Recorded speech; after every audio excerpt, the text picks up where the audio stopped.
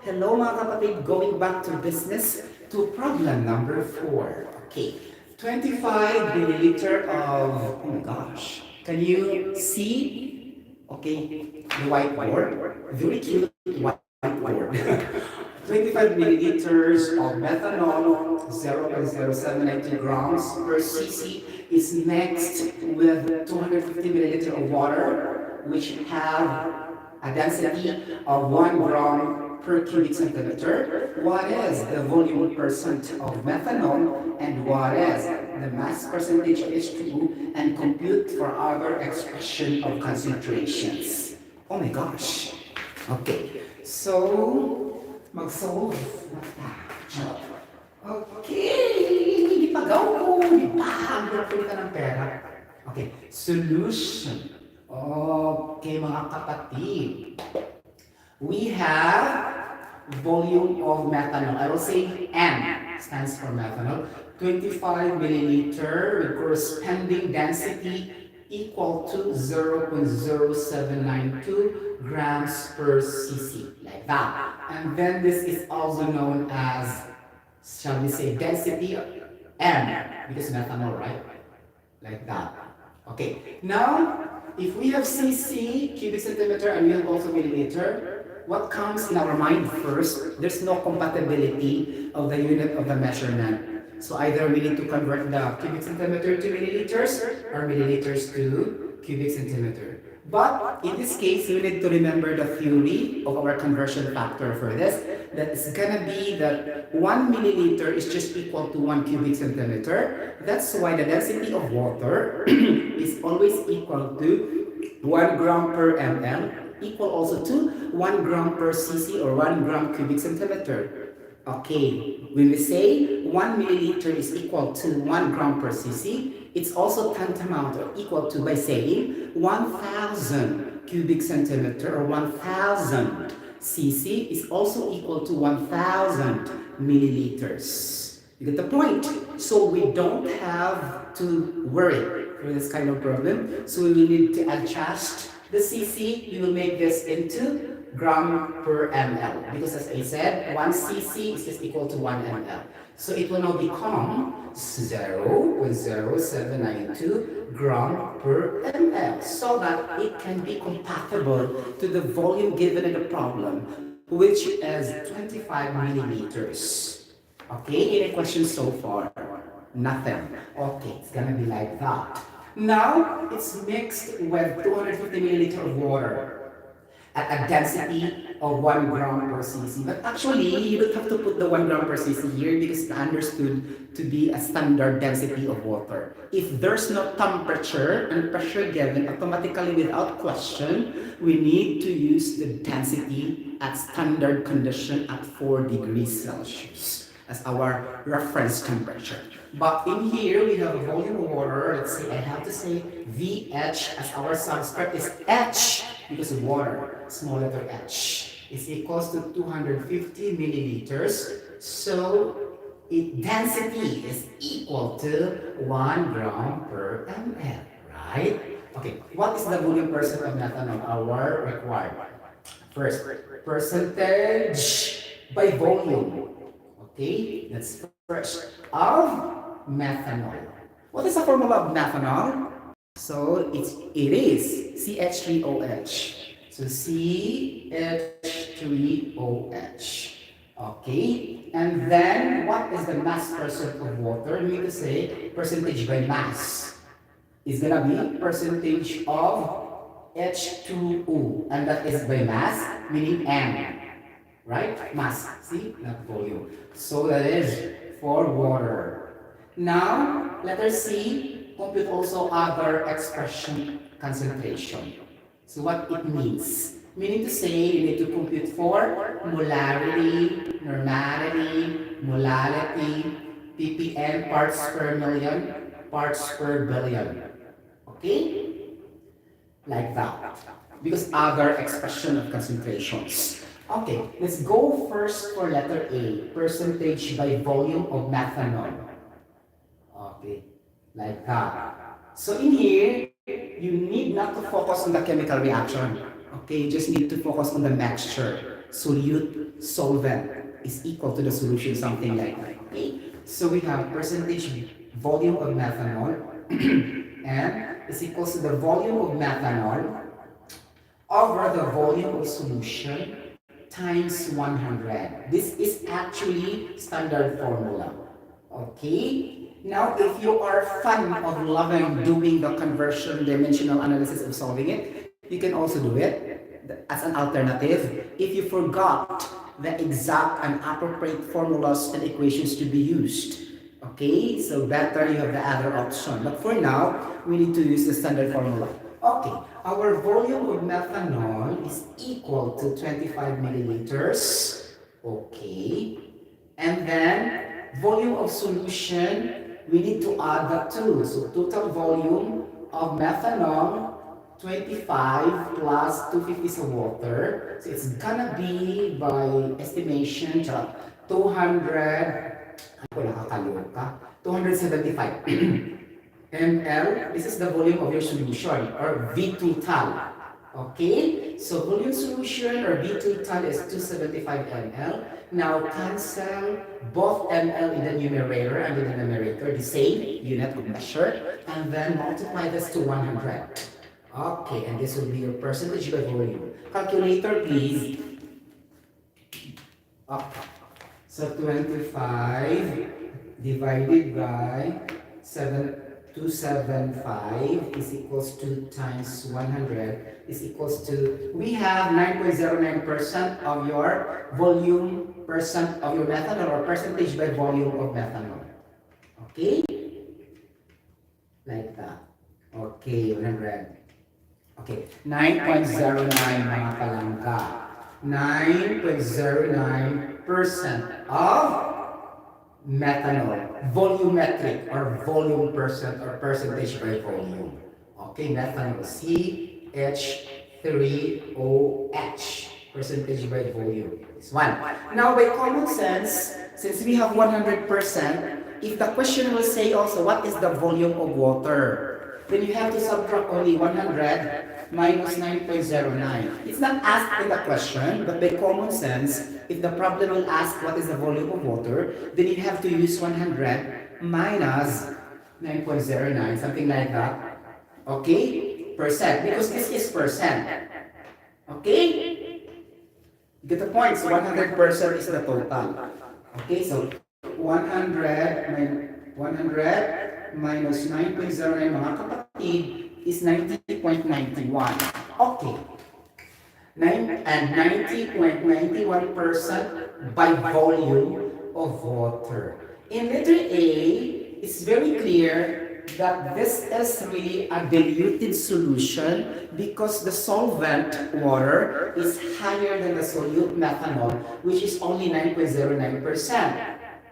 So diluted, not concentrated. Now, if you increase the percentage of methanol into reverse, let's say 90 also, it will become concentrated in reverse, more of solute and less of solvent. So in that theory alone, we can say the more it will become concentrated if the volume of the solute is greater than the solvent. And the reverse holds true if the solvent is more or higher than the solute, and that is more diluted. And now this is the basis also in different products sold in the markets.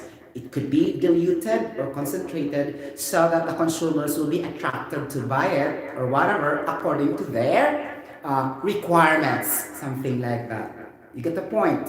So that's the job of the R&D of the chemical business company. R&D meaning research and development department. Something like that. Okay? Okay, now letter B. What is the percentage by mass of water? So it's asking now the mass. So how can we relate the mass here? We can relate because we have the volume and we have also the density. Okay, so as we can remember always, a trillion times, density formula is very, very basic in dealing with mixtures, concentrations, dilutions, and solutions. You get the point? Something like that. Now we have density individually. We can compute for the masses individually. Okay, let's take first for the methanol. So mass of methanol, let's say mn. M stands for methanol, right? And then we have density. So actually, if you try to play around the manipulation of your equation, so mass is equal to blah blah blah. So it's gonna be density times the volume. Okay, so density of the methanol times the volume of the methanol. We have the density of the methanol is 0.0792. So it is converted automatically to grams per ml. Okay, 0.0792 grams per ml. And the volume of the methanol is 25 milliliters. Cancel, cancel, we have now the grams. So the mass of the methanol is, calculator please, like this. Okay, so 0.0792 times 25 is equal to 1.98 gram of methanol. Okay, now let's go to the water. Okay, so mass of water is equals to density of water times the volume of the water. In our problem, we have the density of water. No need to look at the problem because we know that already the standard of density of water. So we have 1 gram per ml. And in here, the milliliters of water, or the volume of water is going to be 250 milliliters. And then cancels milliliters both. It's gonna be, calculator please. It's the same only, 250 grams. Because you multiply with 1, still the same, right? Okay, 250 grams. Now, let's erase this letter A because I don't have enough space in my whiteboard. Okay, so this limited space, I have to erase the solution of letter A. Okay, we already have the answer. So let's say we put the answer 9.09% here, letter A. So letter B, mass percent of water. Ganon. So it's asked for the mass percent or percentage by mass of the solvent. Okay, so percentage by mass of water is equal to the mass of water over the mass of the solution. Now we have the mass of water, we already computed as, okay, 250 grams. Okay, and our mass of solution is, again, MT, M total equals to the mass of the methanol, which is equal to mass of water, 250 grams. Okay, and 1.98 grams of methanol. So add MT is equals to 250 plus 1.98, it's gonna be 251.98, right? Using only brain cells without calculator. Okay, 250 times 1 is 251.98, right? Okay, so 251.98 grams. But you can be sure by using the scientific calculator because I just estimated it with my own thinking. Okay, like that. Okay, to make sure now. Okay, especially for examination. Okay, so 250 mga palangga divided by 0.98 is equals to, oh my gosh, it's gonna be 99.2%. Okay, the percentage by mass. 99.2% percentage by mass. As you can see here, we have also volume percent of closer, right? So 100 minus 9.09. Okay. It's not the same. Okay, 99.21% by mass of water. Okay. So we answered letter A and letter B. So calculate the molarity. Okay. Molarity. So, nakakaloka. Okay. Molarity is equals to the moles of methanol. Okay, methanol over the liters of solution. We have before 250 ml. Now our problem now is the moles of methanol. We can relate this to the molar mass. What is the molecular weight of methanol? Okay, methanol is, okay, CH3OH. Take note, the problem doesn't mention the chemical formula. You will be the one to make your own chemical formula. Okay, only word put, know the chemical formula. Okay, so like this, moles, very easy. Okay, we have the molecular weight. And then we have the grams. As mentioned earlier, which is 1.98 grams. So 1.98 grams of methanol, okay, times the molecular weight. We reverse that one because the grams will be cancelled. It's gonna be, wala pa takibaw sa molecular weight of the methanol. Either you will Google search that one, or either you look on the indexes and tables in the books in chemistry or physics or chemical engineer's handbook or whatever, or you can compute individually because we know how to compute, right? So CH3O is a carbon 12, 4 hydrogen, okay, 4 times 1.008, and we have oxygen is 16. Okay, so 4 times 1.008, ila siya mga palangga? For 1.008 is equals to, it's gonna be 4.032. So add this all, it will become the gramole or the molar mass. Okay? So plus 12 mga palangga plus 16 is equals to, we have 32.032 grams mole. So 32.032 gram mole. Okay? Like that. Kita? Yes, kita. No. And then multiply by 32 here, 0.032 grams. Cancel grams, left is small. So 1.98 divided by 32.032. So 1.98 mga palangga divided by 32.032 is equals to 0.0, what's that? 6181. 6181 moles. So, put that here in your standard formula. So, 0.06181 moles. So, take note mga palangga, your solution is liter solution, but you still have milliliter. So, convert this to 50 milliliter to liter, it will become 0.250 liter because the unit of molarity is moles per liter. Do not just substitute anytime you want and you did not inspect the compatibility issues of your units of measurements. So be careful also, be extra careful.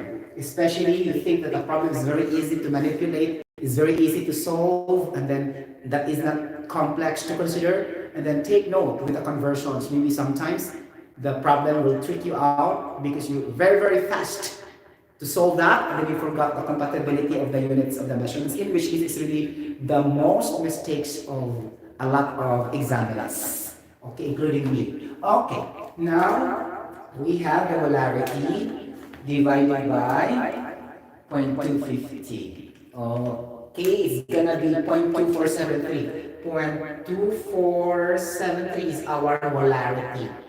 Okay. Now, solve for normality. Oh, nakakaloka ka. Normality is my favorite. Okay. What is the formula of normality, mga palangga? Normality is equivalent, number of equivalent or gram equivalent per liter. Okay. How can we do this? The first thing to do is we need to determine the equivalent weight of solute. One equivalent weight of methanol, let's say, is equal to the grams of this methanol. Okay mga palangga. Diba? Now, take the dissociation of methanol. Dissociation of methanol to water. Nakakaloka? Diba? This is very difficult. Why? Because this is an alcohol. Okay, you treat alcohol as your solute, and that is not really a solid substance. Both are in liquid form, and then sometimes you could be able to misinterpret which is the solvent and which is the solute. That's why we judge water is a solvent, because it contains more of the water. Okay, which is 250, something like blah blah blah, so and so, right? It's here. 250 grams is more than 25 of the methanol. No, 1.8 lang pala. 1.8 gram of methanol. So, I mean volume. 250 milliliter volume also. 50 milliliters. Both mass and volume. You have to consider that to identify which of them are solute and solvent. So, basically, our solvent is the water. Our solute is the methanol. Okay, so dissociate that into water. How can we do that? Because this alcohol, guys, this is not a molecular compound. This is not, nor this is not also an ionic compound. Okay, so this is more ion. What do you call this one? This is more on non-polar, right? Okay, non-polar. Just review if it is non-polar. What I understand, if carbon and hydrogen bonded together, more or less non-polar. But take note the name is that structure, chemical bonding, so that you can judge really there. If there's no unpaired electrons, then judge it as a non-polar because completely shared electrons is there. Okay, because I did not memorize also. Okay, for this methanol. Okay, I'm only memorizing the water, polar compound. Okay, something like that. Okay, now how can we dissociate this one? You have the water here. Okay, so you cannot consider the Arrhenius theory because the methanol also have H, 4H, and we have also so many H, 4 hydrogen in methanol, and there are 2 also in the water. So basically you can say that the hydrogen in water will be donated to the methanol. So let's check comprehension. Okay, so it's gonna be like, wait for a while. Okay, so it's gonna be okay. So it's gonna be like this. So you need to have now a methane. Okay, methane. So CH4, positive 1, and OH. Right? You get the point? Mga palangga. Now, balance the chemical reaction. Why I say that? It's true that the water here will act as a Bronsted lauric acid. He will donate proton to methanol so that it will yield CH4. Okay? After yielding CH4, you will adjust the OH somewhere along the way because there's no CH2. Okay? And this is an amine for sure. When you dissociate the methanol to water, it will never produce amine based on the theory, which is amine is NH2. In fact, that is CH2. So I don't know what type of chemical is CH2 all about. I'm not familiar with. Sometimes you will use your common sense. If you try to dissociate a chemical reaction, at least you know the realistic compound will exist. If it is not existing, then it is wrong for you to do that kind of bonding, chemical reaction, whatever. See, if I will donate the hydrogen of methanol to water, it will become CH2 in your product. So there's no such CH2. Then if I will try to reverse the H2O, the H of water will donate proton to methanol, it will hold true because the H2O will become OH. And the H proton will be donated to CH3OH. And now we can produce CH4. And the OH will be adjusted somewhere along the way through balancing. Okay, now we have 4 and 5 like that, and oxygen like that. So we have 6 hydrogen. So 4 there is a methanol, 2. So 6. So we have to put 2 in the OH, right? Because there are 6 atoms of hydrogen overall in the reactant. 3 from the methanol, 2 from the water. Okay, and the OH also 1. So 4, 6. So here in the product, 5 only. So we need to put 2 in the OH. Hydrogen 2 plus 4, so perfect. 6. How about oxygen? Oxygen 1, 2. Balance 2 oxygen. Balance na siya. Diretso.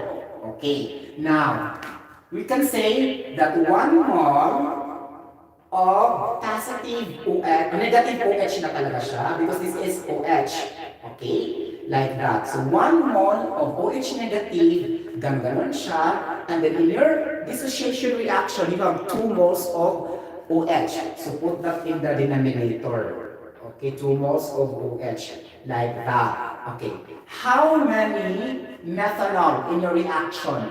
In your methanol, there is only 1 mole of methanol. So 1 mole of methanol because you're trying to compute the normality of methanol. Okay? But if you try to compute the methanol of water also, then put water in your numerator. But in this case, methanol is being asked. Okay, like that. So cancel the OH, cancel the OH. So what we left is mole. Okay, mole of methanol. So 1 divided by 2 mga palangga. Okay, 1 divided by 2. Okay, so how many? How much? Sorry, divided by 2 is equals to 0.5 mole of methanol. So 0.5 mole of methanol. Okay, we did not stop yet because by the theory, we said 1 equivalent to weight of methanol or solid is equal to gram, and it will be your equivalent or gram equivalent. So this is still mole. Again, relate the mole to the molar mass of methanol. So what is that? I forgot, 24 something? Okay, akong gipapas na ba guys? The molecular weight of methanol, nakakaloka. Diba? So 12 plus 16, kakaloka, okay? Mag 32.032 based on my memorization.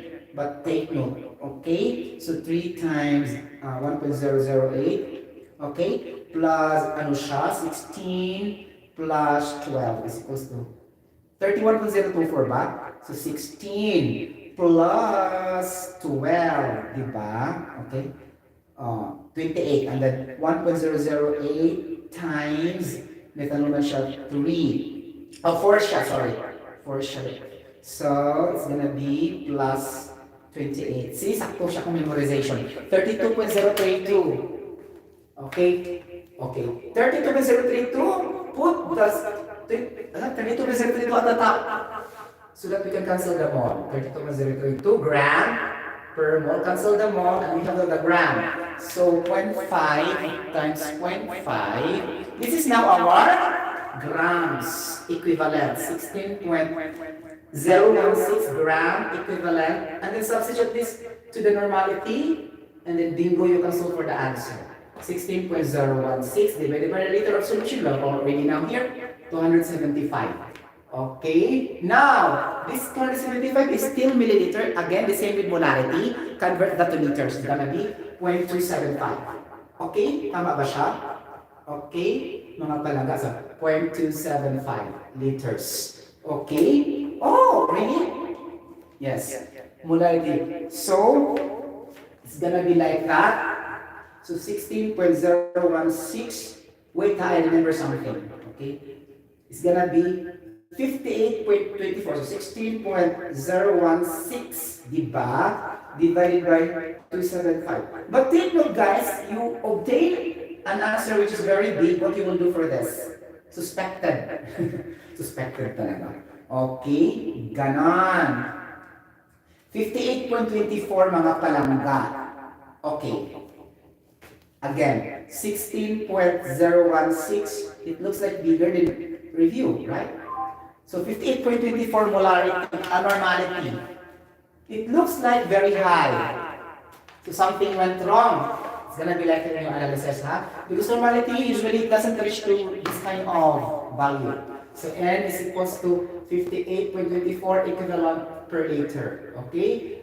We suspect this. Later we will come back this here. So I remember the molarity, I use only, sorry for that mga palangga, I use only 250. This is 0.275. So things like this is very, very important in facing examination in the future. Don't follow me. I am very, very, what do you call this one? Fast.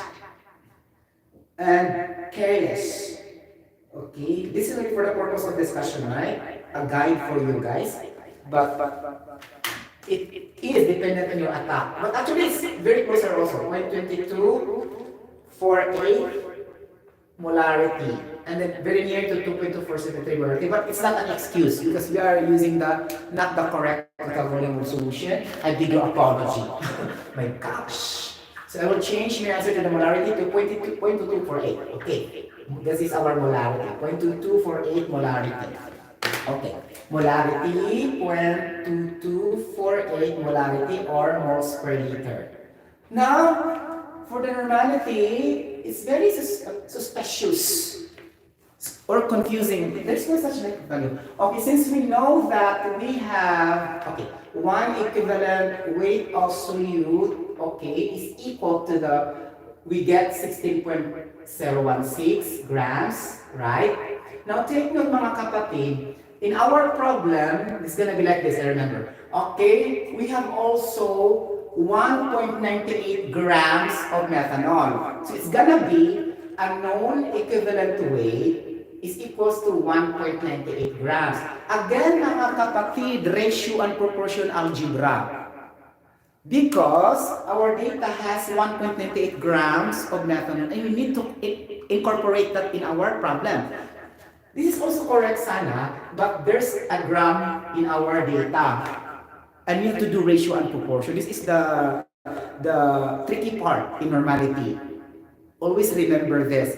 If you can get the equivalent with absolute, never substitute that again directly there. Analyze if there's still an initial mass of that solute in your problem.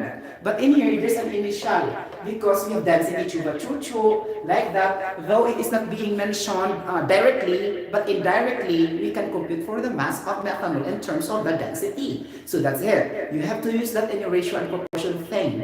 That's why I use that here. So 1 equivalent weight of solute is equal to 16.016 gram. And then, let X, the unknown of the equivalent weight of solute, is to 1.98. So solve for the value of X. So X times 16 na, crisscross multiplication in algebra. So 16.016X is equals to 1 because 1 is our equivalent weight of solute. So 1 times 1.98. So solve for X, X is equals to 1.98 divided by 16.016. So this is now our gram equivalent or number of equivalent to be used.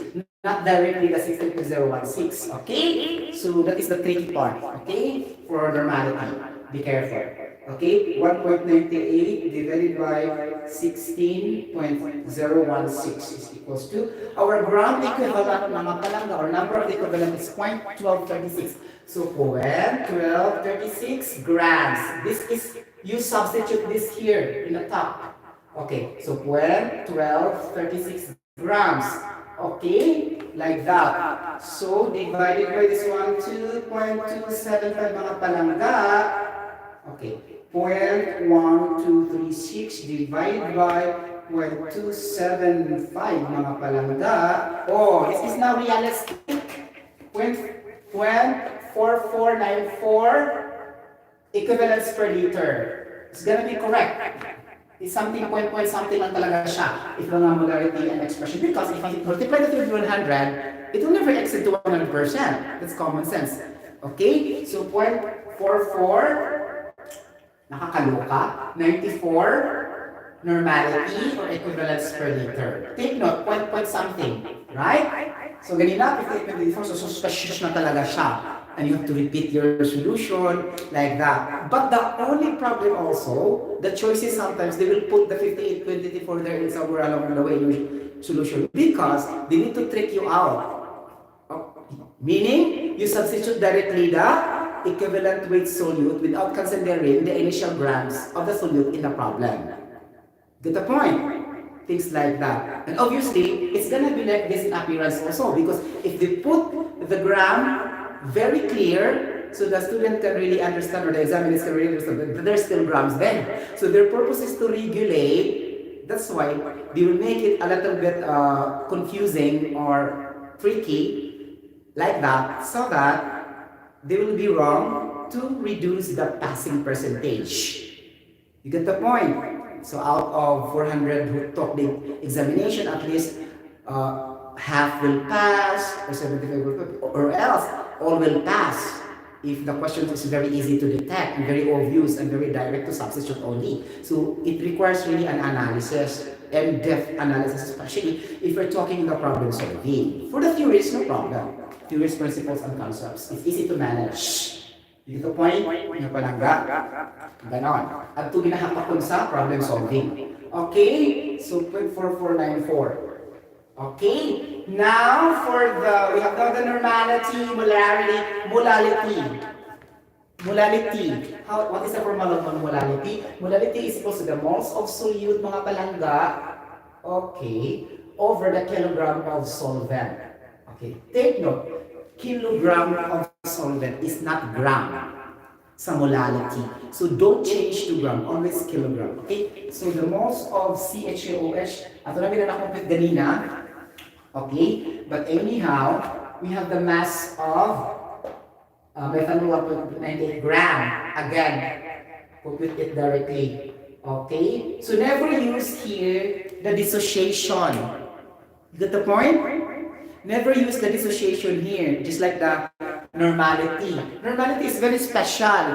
Always use the dissociation chuba chuchu. But the molality and the molarity, not necessarily will use that. Because of the concept that it needs equivalent, number of equivalents or gram of equivalent or equivalent weight of solute. But in molarity and normality, no issue like that. So if you get the number of moles by relating the molar mass and molecular, then bingo, you can use that number of moles without relating how many moles will dissociate in terms of the hydroxide, like this, H++, ganon. Because you will be wrong also if you try to incorporate that here also. Okay? Because naman tayo mga 1 mole of OH, gano'n, and the reaction here, gano'n, and you have to compute for the methanol, right? So, problem. Okay? Use only the ordinary molecular weight. Okay? Not the dissociation reaction. Okay, so 1.28 divided by 32.02, mga kalangga. Kaloka. Diba? Okay, pila na siya. Okay, 1.98 divided by 32.032 is equals to 0.06181. So, 0.06181. Okay, which is the same for the molality. Okay, divided by kilogram solvent. So we have now the mass of the solvent. Awalang we computed as 251.98 based on my memorization. So 251.98. Move the zeros into the left because it's grams. Oh, no need because it is already. Oh no, move because kilogram, right? So 251.98 gram, 1,000 gram equals to 1 kilogram. So ganon. So 251.98, let's move to the left. Sorry. So 251.98, 3 zeros, 1, 2, 3. Okay? Ganon. So 0.25198 kilogram. Okay? So moles. Moles per kilogram. One imong molality. But take note, if your molality also is very high, take note also for the dissociation. It depends on the choices of the multiple choice in the problem. Okay?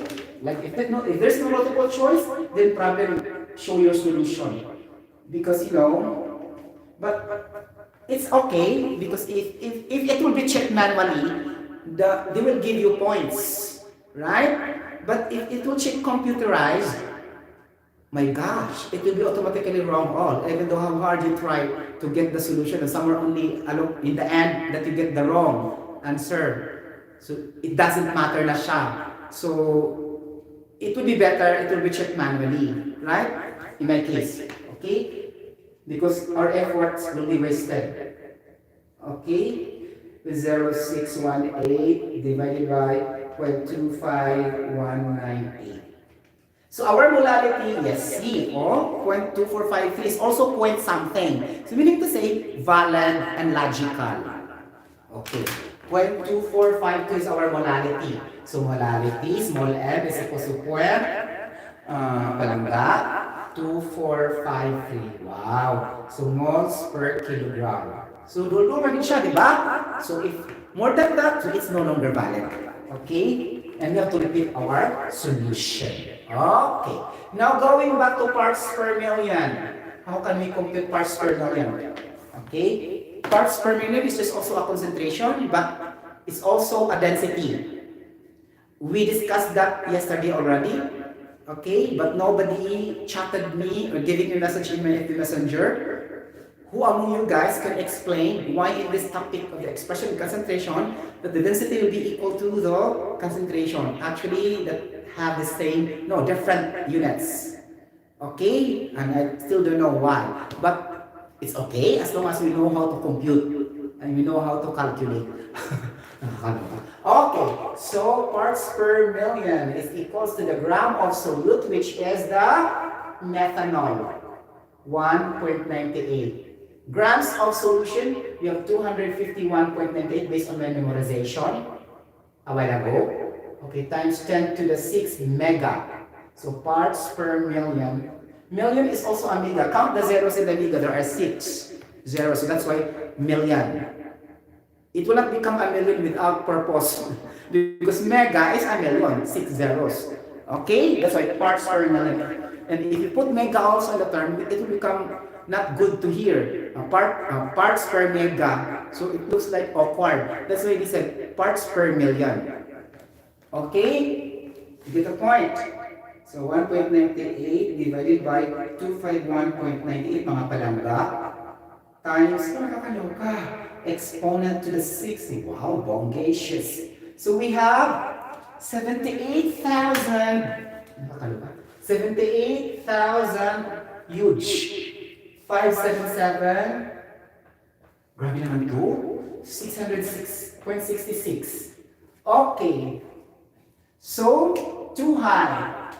Okay, but never mind because this is already correct. 1.98 is really true for the grams of methanol. And it's really true also to 51.98 based on our calculation. And why we need to what do we call this one? Why we need to contest or to argue pa in which it's easily say in our brain cells that it's correct technically. No need. It's really 78,577.66. Now, we need to convert this to microgram per milliliter.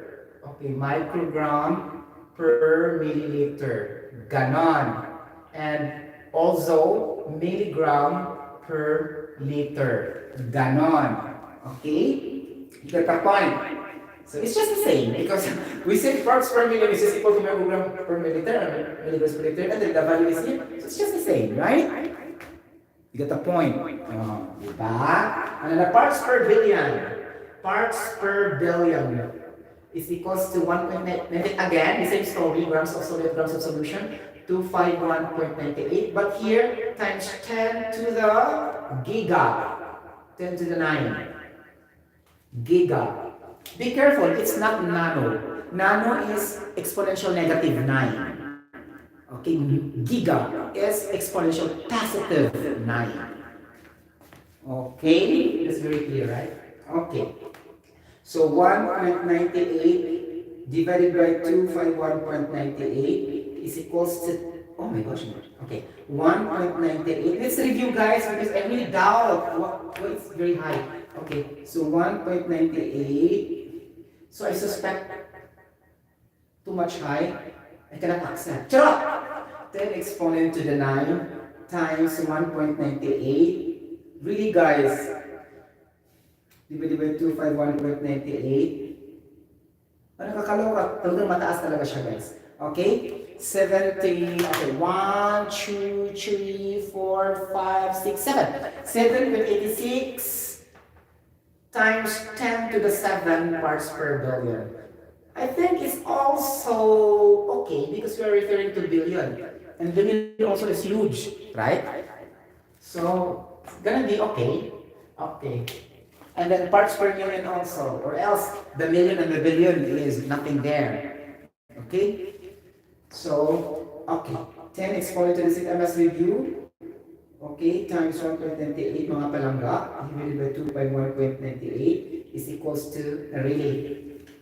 So we have no choice, it's really correct. So we solved everything now in the expression of concentration from percentage by volume, percentage by mass, molarity, normality, molarity, parts per million, parts per billion.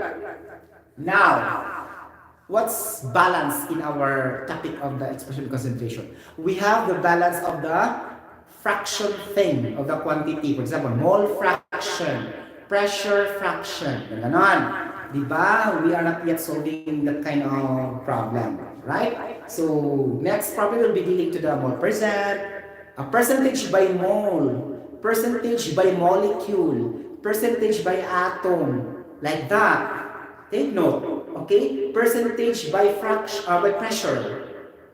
Okay? These are not common, but it has possibility because it is logical. You know the point? Though it's not discussed every time in the classroom instruction, I don't remember so. We are dealing with too much with mole percent. No, the pressure percent. I don't think so, but it's possible because there's a fraction of this quantity. It's possible also that have fraction of quantity. It's not limited only to what is popular, right? You get the point. If we have percentage by volume, it's possible if also percentage by pressure. Okay? Percentage by pressure is equals the pressure of solute over the pressure of solution times 100. Though it's not mentioned in the book, we create our own formula as long as it is valid and logical. You get the point? We follow only the pattern of the expression of concentration. And then if we try to say enthalpy, entropy, internal energy, it could also be possible, right?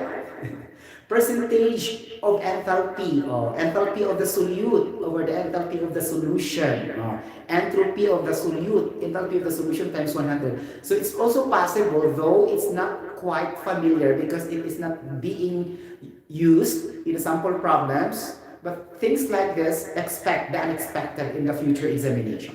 Okay, this is again, I am a singer, Eternal Voice. If you can comment, like, share in my video, in this vlog, I will be happy for that. And then the more I will become happy if you will subscribe my YouTube channel and also click the notification bell for some newest updates of I am a singer, Eternal Voice, your YouTube content creator and your social media influencer. Thank you so much. God bless. Bye bye everybody. See you later for my next vlog.